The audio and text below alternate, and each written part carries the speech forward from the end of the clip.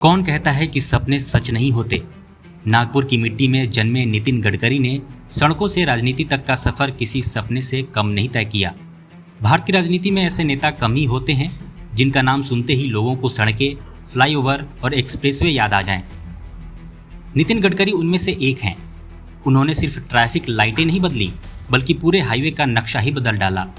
बांद्रा वर्ली सी link हो या Delhi Mumbai expressway, हर mega project में गडकरी की एक चाय की चुस्की और दूरदृष्टि की एक कल्पना छिपी रहती है।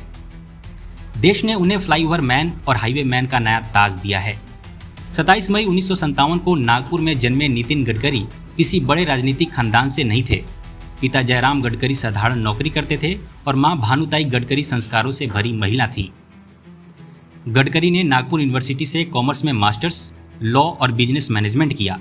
परिवार: पत्नी कंचन गडकरी, बेटे निखिल और सारंग और बेटी केतकी।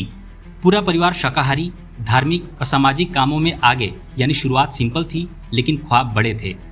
गडकरी का राजनीतिक करियर किसी यूनिवर्सिटी में नहीं बल्कि आरएसएस की शाखाओं में शुरू हुआ।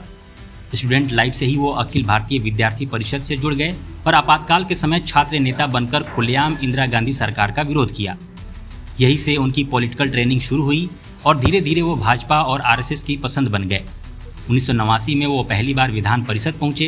1995 से 1999 तक महाराष्ट्र में लोक निर्माण मंत्री बने और यहीं से उनका असली जलवा दिखा। मुंबई पुणे एक्सप्रेसवे और मुंबई के फ्लाईओवरों ने उन्हें फ्लाईओवर मैन बना दिया। बाद में 2009 में वो भाजपा के राष्ट्रीय अध्यक्ष बने और 2014 के बाद सड़क परिवहन और राजमार्ग मंत्री के तौर पर उनका नाम लगातार गूंजता रहा। अगर किसी एक काम ने गडकरी को जनता का हीरो बनाया है तो वो है भारत की सड़क क्रांति। 2014 में जब मोदी सरकार आई थी तब भारत के पास करीब 91,000 किलोमीटर नेशनल हाईवे थे। आज ये लंबाई बढ़कर 1.5 लाख किलोमीटर से भी ज़्यादा हो गई है।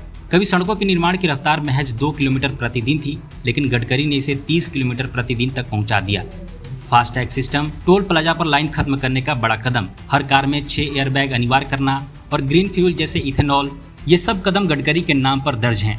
जनता ने पहली बार देखा कि कोई नेता सिर्फ भाषण नहीं देता बल्कि सड़क पर चलती गाड़ियों की स्पीड से भी ज्यादा तेज काम करता है। गडकरी सिर्फ काम के लिए ही नहीं, अपने बेबाक बयानों के लिए भी जाने जाते हैं। उनका अंदाज सीधा है, चाहे सामने कोई भी हो। एक बार उन्होंने कहा, जो सबसे अच्छा बेवकूफ़ बना सकता है वही सबसे बड़ा नेता होता है। इसी तरह आरबीआई गवर्नर पर टिप्पणी करके उन्होंने सुर्खियां बटोरी। उनके बयान कभी जनता को हंसी में डुबो देते हैं, कभी पार्टी को असहज कर देते हैं, लेकिन यही अंदाज उन्हें बाकी नेताओं से अलग बनाता है। लेकिन राजनीति में जहाँ काम होता है वहाँ विवाद भी पैदा होते हैं। गडकरी के करियर का सबसे बड़ा दाग लग चुका था पूर्ति ग्रुप घोटाले का। मीडिया में खबरें आई कि गडकरी ने अपने बिजनेस ग्रुप को फायदा पहुंचाने के लिए फर्जी कंपनियों के जरिए करोड़ों का कर्ज लिया और सड़क निर्माण के ठेकों में भी गड़बड़ियां की। कांग्रेस ने जमकर हमला बोला और मीडिया ने उन्हें भ्रष्टाचार का चेहरा बता दिया। जांच हुई, आयकर विभाग ने उन्हें क्लीन चिट दी, लेकिन इस विवाद ने गडकरी की इमेज को हिला जरूर दिया। 2009 का योगिता ठाकरे केस गडकरी के जीवन का सबसे विवादित अध्याय रहा। नागपुर में उनकी कार में एक बच्ची की लाश मिली और पूरे देश में हड़कंप मच गया। सीआईडी जांच बैठी, विपक्ष ने शोर मचाया, लेकिन गडकरी पर सीधा आरोप साबित नहीं हुआ।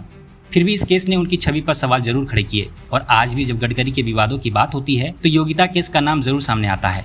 गडकरी का एक और विवाद जमीन से जुड़ा है। नागपुर की एक कोऑपरेटिव सोसाइटी की जमीन को बिना बताए मार्गेज करने का मामला उठा और आरोप लगा कि इससे गडकरी की फैमिली को फायदा हुआ है।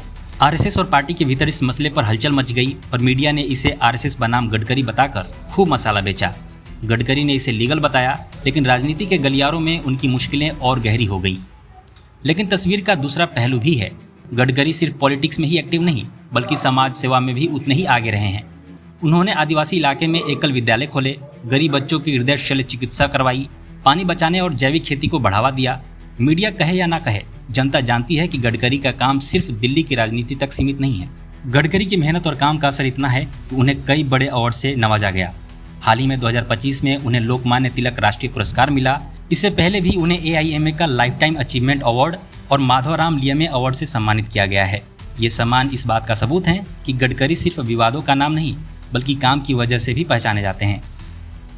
दोस्तों, नितिन गडकरी एक ऐसे नेता हैं जो हर विवाद का सामना सीधे करते हैं।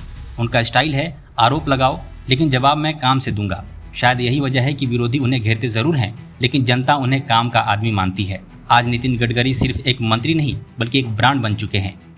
कोई उन्हें हाईवे मैन कहता है, कोई आरएसएस का सिपाही और कोई विकास पुरुष। लेकिन सच्चाई यही है कि गडकरी राजनीति के असली तड़के हैं, जो सड़कों की तरह राजनीति को भी चौड़ा और सीधा बना देते हैं। विवादों के बीच भी उनका कद लगातार बढ़ता गया है और यही कारण है कि आज भी वो भारतीय राजनीति के सबसे दमदार और दिलचस्प किरदारों में गिने जाते हैं।